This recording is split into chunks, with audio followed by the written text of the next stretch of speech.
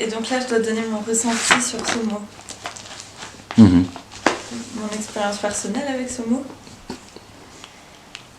Je sais pas par où commencer.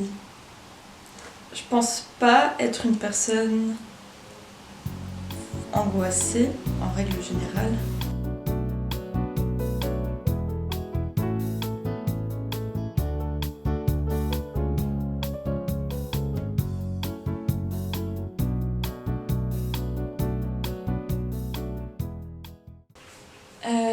L'angoisse, c'est assez vague quand même. Bah là je suis angoissée du fait de devoir parler. Non mais donc je ne pense pas être une personne très angoissée car j'arrive à garder les pieds sur terre d'une certaine façon. Donc j'ai un peu une incompréhension des gens angoissés, à vrai dire. Quand je vois des personnes, des étudiants surtout, angoissés pour des examens ou autres, je suis toujours dans une phase d'incompréhension parce que moi je ne vis pas ça. Enfin, je donne l'exemple des examens parce que tout le monde peut se reconnaître là-dedans, ou du moins la majeure partie des gens.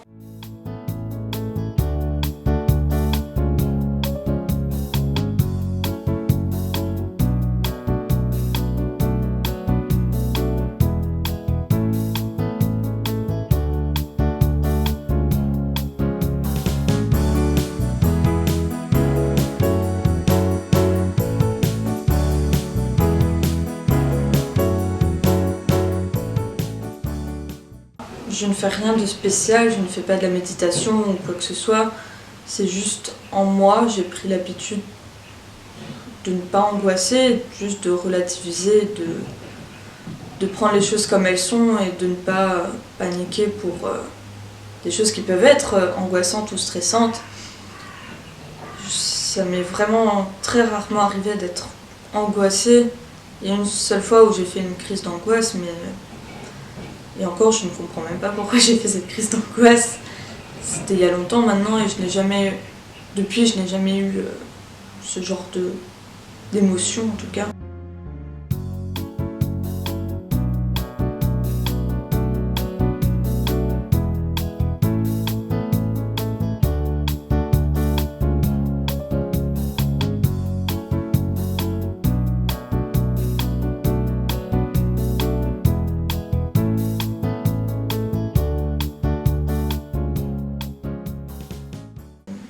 Ouais, donc je ne pense pas être une personne en tout cas qui angoisse facilement, d'être stressée. Enfin, on m'a dit que en tout cas, on m'a dit que je n'étais jamais angoissée, mais stressée, oui.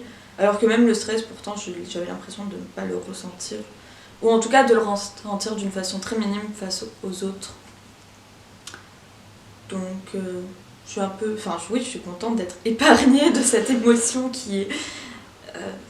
comment dire, chiante et handicapante, parce que les personnes angoissées ont beaucoup de mal à réaliser leurs projets ou avancer. Enfin, ils ont toujours ce doute qui fait que ça les freine un peu, mais d'un autre côté, des fois, c'est bénéfique.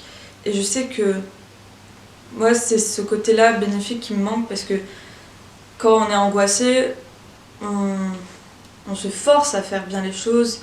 Et moi, j'avoue que j'ai pas ce côté du oh, j'ai peur que ça se passe mal, et du coup, je fais les choses sans penser vraiment aux répercussions, si elles peuvent être bonnes ou mauvaises. Donc, j'aimerais peut-être connaître un peu l'angoisse des fois.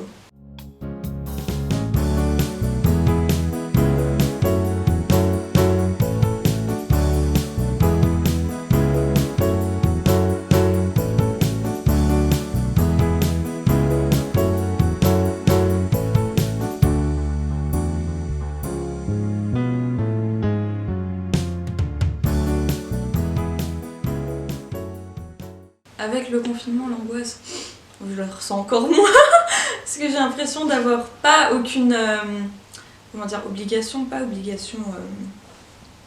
Enfin, quand on n'est pas en confinement, on a une vie à mener, tout est rapide, faut tout faire vite, etc. Alors que là, on a le temps, on n'a pas...